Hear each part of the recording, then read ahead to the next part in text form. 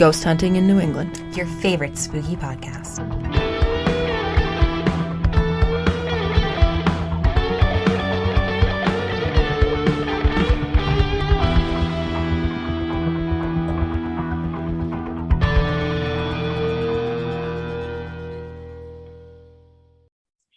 Hello and happy Wednesday. Welcome to this week's episode of Ghost Hunting in New England with your hosts, Amelia. and Beth. Happy Halloween, Beth. Happy Halloween, Amelia. Ooh, spooky Halloween week. We've made it. Okay, so Beth, what are we talking about today? Well, we are talking about something very topical. The Conjuring House in Rhode Island, the Perron family, the Warrens, and all the other people associated with that terrible, terrible event. Yeah, so tonight we are talking about the very, very, very spooky farmhouse at the top of the road in Harrisville, Rhode Island. Should we just jump on in? Oh, absolutely. Okay, so way back in a land far, far away, January 1971, the Perron family moved into this 14-room farmhouse down in Harrisville, Rhode Island, which is it's right on the border of Massachusetts. Depending where you are in New England, you can get there pretty easily. So Carolyn and Roger moved into the home with their 5 daughters. The house was known as the Richard Arnold house and had been in the Arnold family pretty much since it was built back in 1736. So the family, the parents, they move in and they began to notice all these strange things happening immediately. So the first things that started happening were happening to the mother, Carolyn. So she would notice her broom would go missing. She would notice things of dirt on her floor after she had already swept it, I guess after she found her broom. And then the children also started hearing little things here and there. So it started out really small and it kind of blew up over time. Then the girls, and so there were 5 children, all girls, they started noticing spirits in the house. And they thought it was pretty harmless, but then it amped up and there seemed to be one main spirit. The original Arnold family had been there 7 or 8 generations. They'd been there a very long time. And there had been some mysterious deaths associated with the family, but given the time period, it being way back in the early 1700s, all the way through the 1800s and 1900s, you could have a mysterious death pretty easily. People were dying. And that was just across the board. Unfortunately, some kids did die in the pond or the creek behind their house. Other people, it was just kind of mysterious, but I don't know if it was any more mysterious than any other death at that time. So a lot of people think that the spirit was this woman called Bathsheba. And if you guys watch the Conjuring movie, that's the spirit who they really focus on. And so people thought it was her. Andrea Perron, the oldest of the girls, she is quoted as having said, whoever the spirit was, she perceived herself to be the mistress of the house, and she resented the competition of the mother posed for that position. A lot of people at the time thought it was Bathsheba who was doing that. And there really was a woman, and her name was Bathsheba Sherman, but she never lived in the house. She lived next door to the house at the Sherman property. And she was said to have been a Satanist. There's some controversy around that because she was also buried in a Baptist cemetery. It was said that she had sacrificed her son to the devil. But there's another thought that kind of later as it moved on, they thought maybe it wasn't Bathsheba. They thought maybe it had been Mrs. Arnold, the original woman of the house, because she had been found hanging in her barn back in 1797 at the age of 93. Well, Bathsheba wasn't even born until 1812, and she died in 1885. And she died from paralysis due to a stroke. But not everyone believes that either. So it's a lot of speculation around this. So Andrea Perron went on to write House of Darkness, House of Light. And the first version of that came out on March 8th, 2011. And it is long, and there are multiple books she has written on this. And so according to her, the family experienced other spirits in the house and smelled a lot of rotting flesh and caused beds to rise off the floor. She claimed her father would enter the basement and feel cold, stinking presence behind him. And they often stayed away from the dirt floor cellar, but the heating equipment would often fail and it would make Roger have to go down in there and fix it. So he was in the basement a lot. Over the 10 years they lived in the house, they ended up calling the infamous Ed and Lorraine Warren to come and investigate. So at one point, Lorraine conducted a seance to attempt to contact the spirits that were possessing the family. And during the seance, the mother, Carolyn Perron, became possessed. She was speaking in tongues. She was rising off the floor. And Andrea had always said she had kind of like witnessed all this. She had seen everything. It was very like spectacular. After the seance, Roger actually told the Warrens to stay away and that he didn't want them meddling in the house anymore. He was really worried about his wife's sanity at the time. And there was a lot of talk that the Warrens were actually making it worse while they were there. Like they were like kicking up more activity than had previously already happened there. So now the house is owned by Corey and Jennifer Heinzen. And actually earlier this fall, they put it out on the market to sell it. So it's currently listed at $1.2 million. I checked it this morning and it's under contract. So someone's buying it. And I've been there. I went with Paul. And one of the things Corey was talking about while we were down there is something really, really interesting. So I'm going to play this clip from Andrea Perron about something she's going to talk about, and then we will talk about that a little more in depth. The Perron family settles into their new home, and for the girls, bedtime becomes treacherous. Cindy walks into my room, and she was shaking, and I asked her what was wrong. She said, I hear voices all around the bed. They're all talking at once. They're all saying the same thing. Cindy, what are they saying? There are 7 dead soldiers.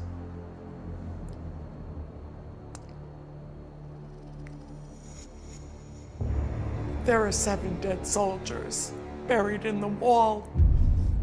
She just said it over and over.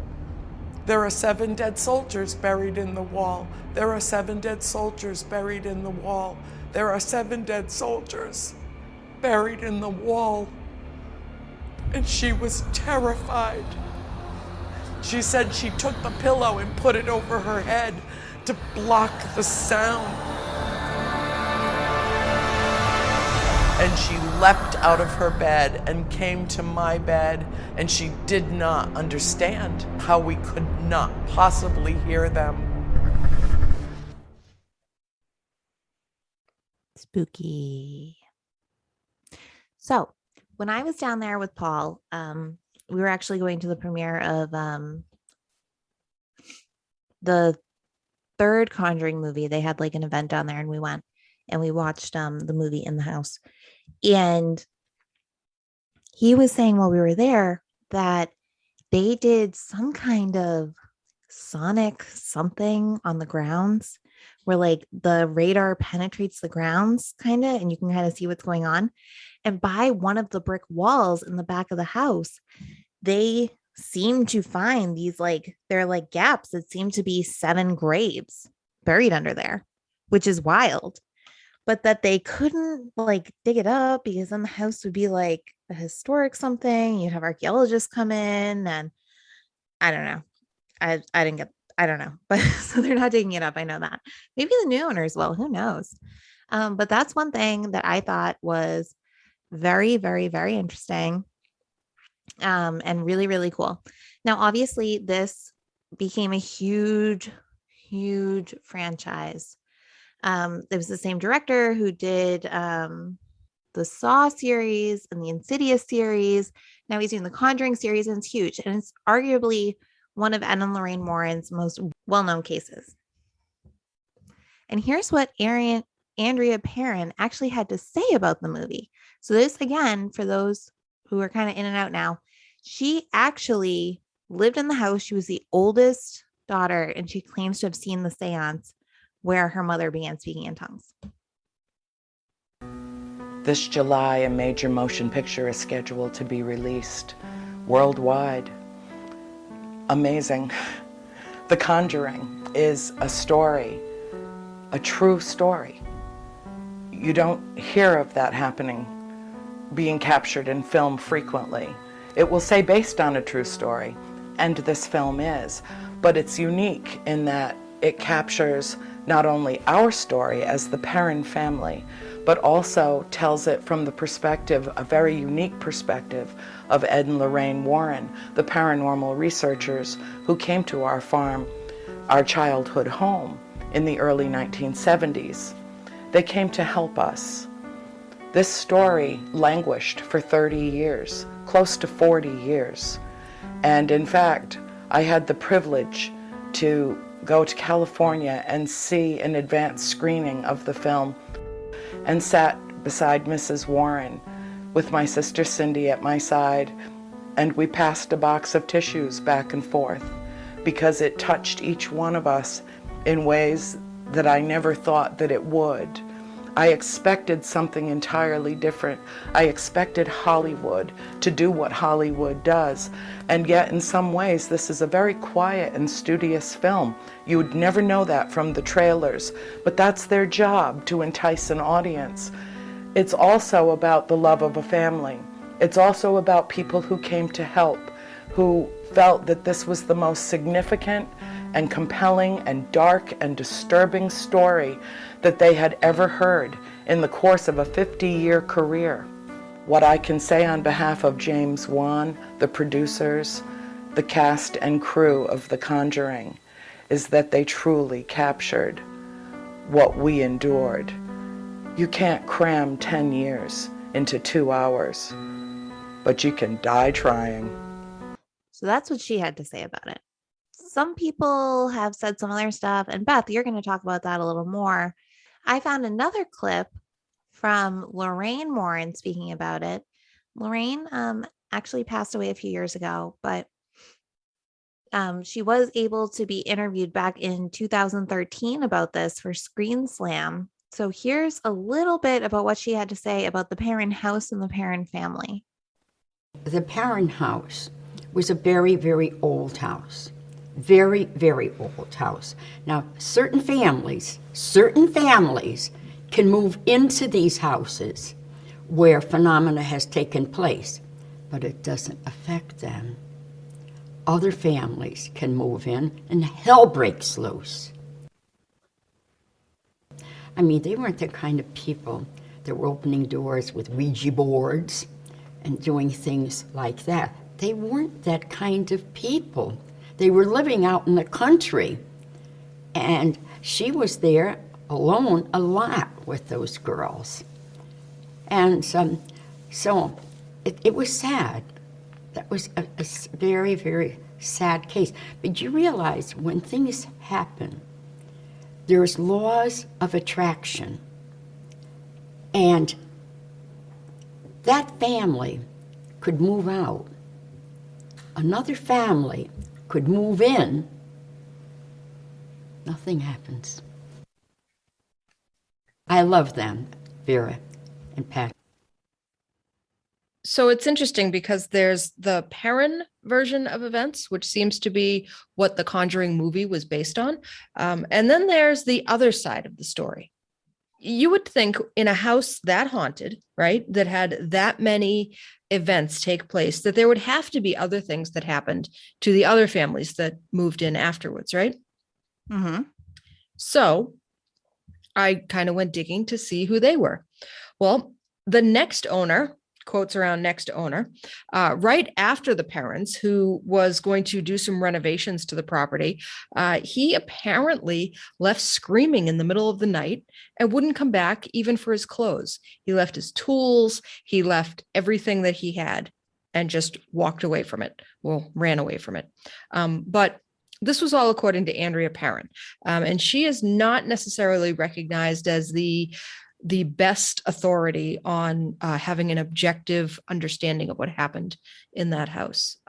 So after that, we have Norma and Jerry Sutcliffe. They owned the house from 1987 until they sold it in 2019. They had experienced some opening and closing of the door in the front hall. They heard voices carrying on conversations in other rooms. They would hear footsteps. Chairs and beds would like vibrate underneath them in the house. They were even featured on Ghost Hunters. And the ghost hunters seemed to find a bunch of things that the family said that they had never experienced. So they thought that was a little strange. Really, the biggest problem with them that caused them to sell the house was the movie. So they sold the house in 2019 to Jennifer and Corey Heinzen, who Amelia talked about briefly. And Corey and Jennifer have a daughter, Madison, and Madison tells a story of she was sitting in the kitchen eating some dinner by herself when she saw out of the corner of her eye a ghost in a wedding dress run by. And apparently they see a ghost in a wedding dress in the house from time to time. Otherwise, they hear the doors opening and closing. They hear footsteps, knocks on the wall. So that there's a lot of stuff that seems to go on in the house, but it also seems like a lot of it could be chalked up to just it's an old house sitting on some old land. So Wait, hold on. what? I mean, I have an old house on old land, and I don't see a woman in a wedding dress running around. Not yet. No, not yet. But I don't know if that's just how you made it sound was like, well, it's like floorboards creaking, like it's an old house on old land. Like, well, so doors will kind of creak and they'll open and close, or it's got steam heat. So it could be just the pipes rattling a little bit, and sometimes that does sound like voices. Right. And especially it might sound a little bit like voices having a conversation just out of hearing. That would not be why someone would see someone running around in a wedding dress. Well, no, but it could. No. And it could explain a lot of the other things that go on there. But we've all seen stuff like, out of the corner of our eye here and there. So. Yeah. When I was down there, too, they were talking about believing that it's possible that there are like gray aliens on the property. And Corey seemed to really believe that and showed us some photos on like a little video he had on his phone where it looked like there could be something kind of like peeking out from behind a wall. And well, so speaking of aliens, apparently Andrea Perrin has been telling people in the last few years that aliens and UFO have been communicating with her since she was about 12 years old. Hey, there you go. So who knows? Maybe it's a little connection. All right. Anyway, so as I said, Norma and Jerry Sutcliffe were very impacted by the movie. But they were impacted in a way that it just made their life terrible, right? They were constantly being harassed by trespassers and people who just thought it was okay to show up at their property and show up at their house and, feel like they deserved to be let in because they saw this thing in a movie, right? They were really bombarded with requests from ghost hunters and paranormal investigators to come in. And they're like, yeah, no, we don't want you people in our house. So Norma has spent a tremendous amount of time going out and researching a lot of the claims made by the Perrin family. And she has even put together, there's information that you can find on websites. There's lots of stuff. She has a slideshow that she has put together and a talk that she gives on YouTube. It's about an hour long.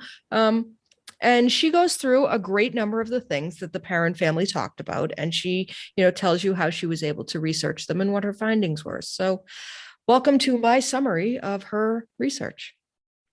So the Perrins claimed many deaths from the Arnold family being that long-lasting 7 or 8 generation family that owned the home. Right? They claimed that there were 2 self-hangings, right? Bathsheba, John Arnold, and Susan Arnold, John Arnold's wife. And I know that that's 3 names. The Perrins claimed 2 hangings, but the Perrins also claimed that one person was poisoned, that they poisoned themselves to commit suicide. I couldn't find a name on that. They also claimed that there was one child raped and murdered, That was Prudence Arnold. There were 2 drownings, the Baker boys, a father and son duo, and that 4 people froze to death on the property. Among them, Edwin Arnold and Jarvis Smith. So Norma Sutcliffe goes out and she finds what's called the Black Book. Have you heard about the Black Book? No, what's that? So this is an actual book. It is the register of all the unusual deaths in Harrisville from 1806 until sometime in the 1950s. Ooh. Right. So that's, I assume that like all little towns probably had something similar to this. So she made it her mission. So yeah, little towns keep like very, very detailed notes on everything going on there. Oh yeah, because everybody knows everybody and they know everybody's business and it's all recorded. Yeah. So Norma sets out to investigate all of these claims. So starting right from the top, right, we have Bathsheba, who, according to the Perrons and the Conjuring movie, was some sort of terrible she-witch who was, a Satan worshiper who killed her own child with a sewing needle, right? And then she may have been responsible for the death of another child.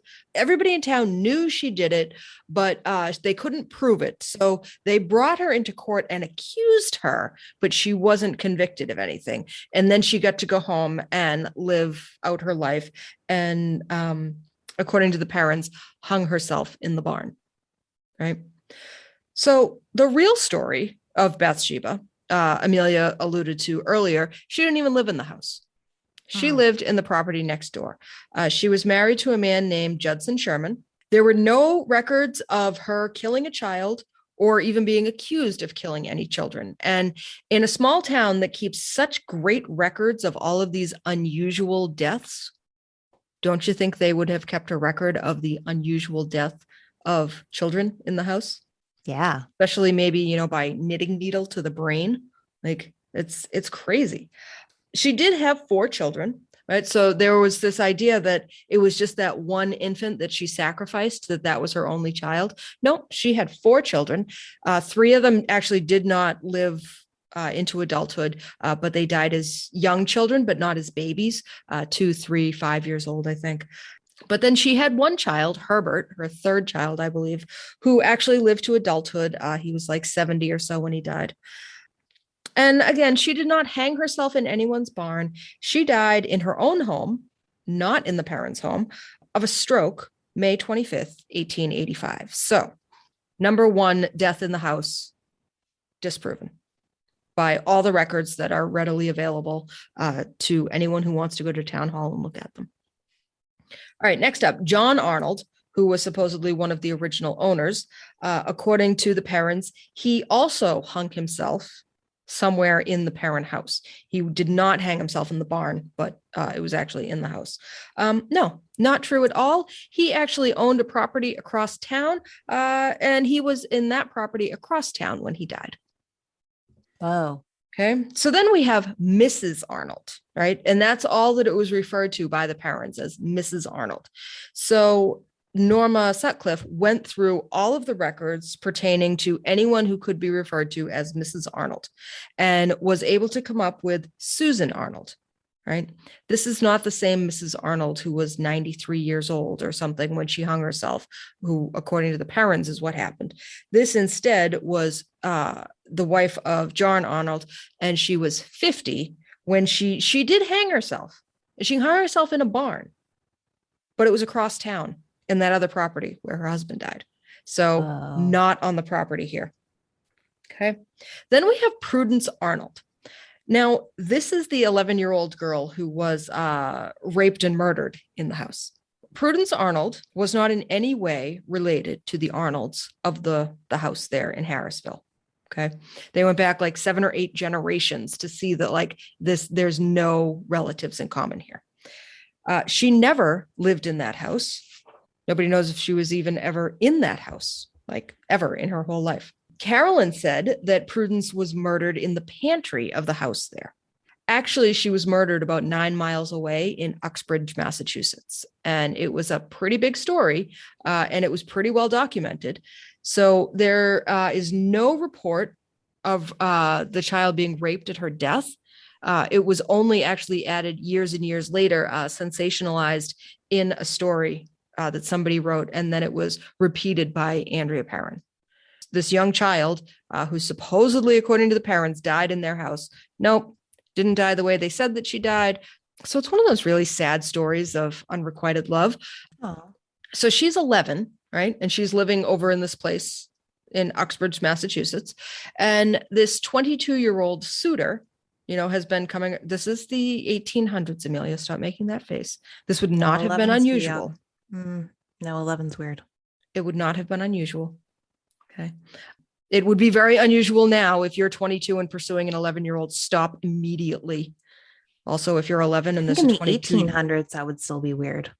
That's like 1500 stuff. You wouldn't have been married at 11, but you would have been betrothed. Like you could have said, like, this is going to be your husband when you grow up, like, because they want the money that he's making in his 20s. Anyway, so she refused to consent to marry the 22-year-old suitor. And he was so upset about it, he slit her throat. And then he walks over into the next room, a little overcome about what he'd done, and killed himself. So that all happened nowhere near the parents' house.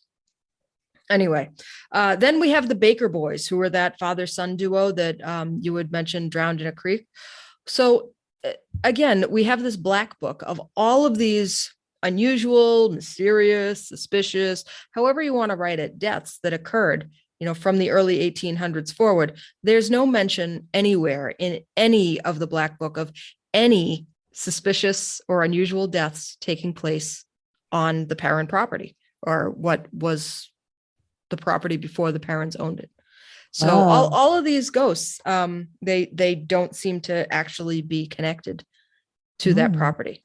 That's the research that Nora did. But some of the other things that she really talks a lot about are the movie company, right? Warner Brothers, New Line Cinema, whoever made the movie, actually didn't tell her or her husband that the name of the town was going to be published and that people were going to start flocking to the place. Yeah, that's a problem.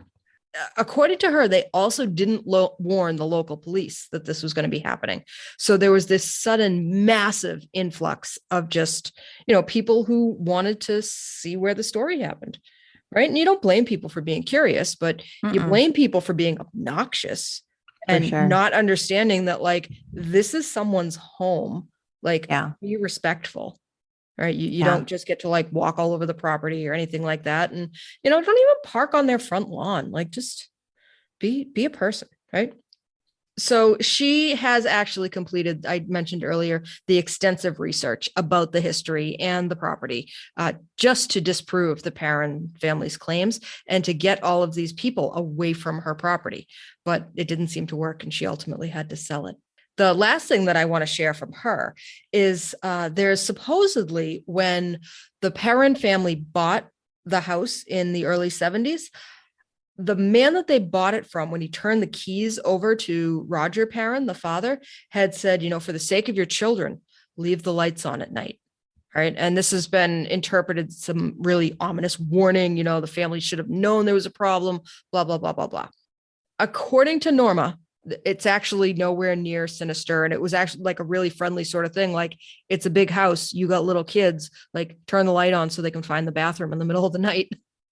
Which I think actually makes a lot of sense. That would be the sort of advice you give the next people who are going to move into your house.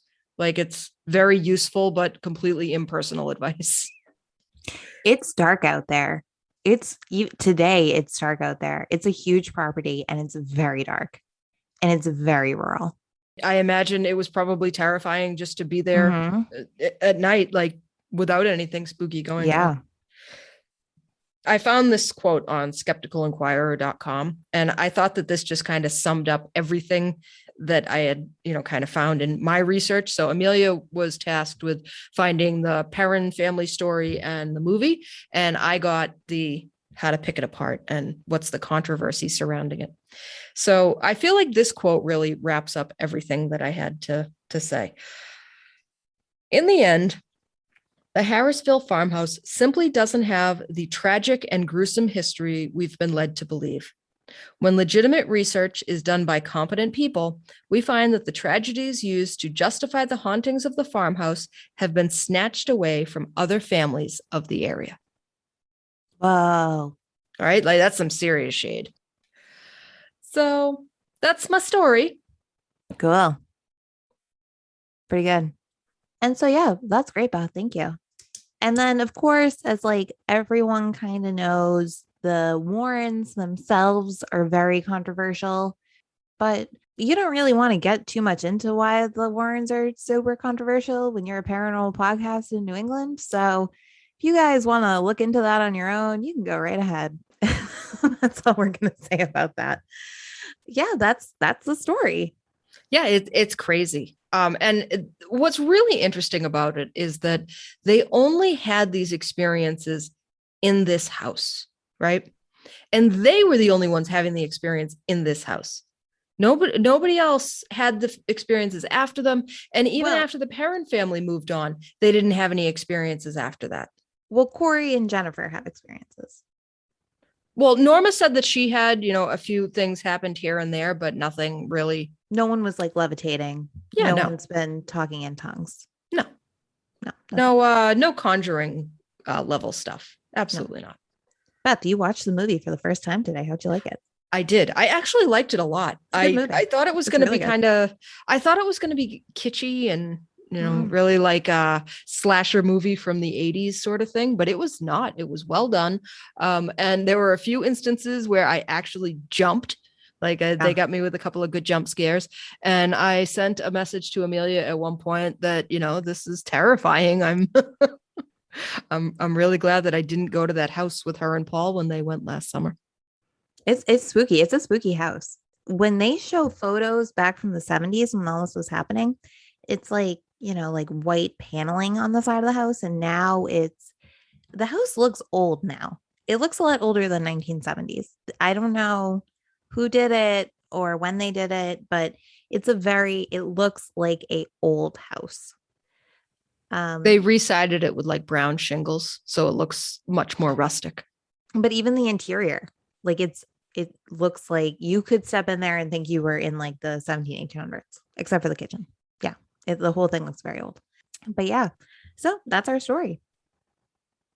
It's a good story. It is a good story. Yeah, it's a great story. So Beth and I have exciting news. Something exciting happened to us this week. Very exciting. We got in the Boston Globe. Yay! We did. Yay, us. That was very exciting. Very unexpected. Wow. Wowie, wow. But cool. It's funny. I was looking at it again this morning and I noticed that neither of our names are mentioned, but Tim's is. I know. I thought that too. I was like, what the heck? Everyone loves Tim. But Tim's when you like saw taking the over other our podcasts, it like has the host names right in the article. I know. He's somehow Tim outshone us. Yeah, somehow. Yeah, Tim Regan. He's the star of our show. We love Tim. He really is the star of our show, but yeah, he's not one of the hosts. So it was odd that he was not. No, he's not. We love you, Tim. Happy Halloween. Happy Halloween. And then we went to the Alden House and we went out to dinner at the Sun Tavern, and that was very nice. There's some haunted happenings we went to this week. Well, the Alden House, what was really fun about that, Amelia talked about that she got us tickets to go to this tour, right? When we did historical haunted homes of the South Shore. And so we get there and there's a ton of people. I was figuring we were going on like an informational tour of this historic haunted house. Right. And we thought it was going to be like haunted. We'll tell you people. We'll tell you like some spooky stories. We'll like show you like the history of the house. That's not what it was. No, not at all. It was a haunted house. Like you went through like a little tour group and our guide could not have looked more bored if he tried. No, it was like an 8th grade. He was way too cool to be there. So you go through the whole, first floor of the house, and there's the people that jump out and grab you. Like it was that kind of haunted house. And so then you come out, except it's like it's a small house, and it was cool being in the house, like looking around the house, but it's not huge. No. And it was probably like if you had had a haunted house in that house and you had like 4 people jump out at you, that would have been a really good haunted house. But there were like 50 people jumping out at you, or at least it felt that way. No, probably maybe close to like 15. And like I felt very like claustrophobic. And I know no one wants to hear this. I know no one wants to hear about the pandemic. I get that. I am still very nervous about the pandemic. And even though I take very good care, and I don't like being in small spaces with a lot of people when there's not a pandemic. But then like, I don't know, I was very jumpy. She literally walked around the whole time and said, "Don't touch me. Don't touch me. Don't touch me." Yep. I said, "You can jump out at me, but you cannot touch me. You can jump out at me, but you cannot touch me." And Paul has been making fun of me endlessly since we did that. They're not allowed to touch you anyway. That's the thing. I didn't know that. Yeah, no, that's a Well, I that's didn't a big want rule. some kid to like come out and like hit me with like their fake chainsaw like lightly and me freak out and punch them. You know, like I That's didn't why want... they're not allowed to touch you. Great. And they 'Cause didn't. And that was really nice. You're not allowed to touch them either. Absolutely not. I wouldn't want to. Ugh. And then we got fake tattoos from the Girl Scout troop. Yep. Mine was a kitty. cool. It said meow. I'd like And to then go they had back- a tarot card reader, and they had a spooky walk. So this was actually really funny. We go down the spooky path, right? And so it's, Sean, my husband, and Amelia and her husband Paul. And so we're going down the path, and they have all these little candles and bags along the side, which by the way was a wicked fire hazard, but let's not focus on that right now.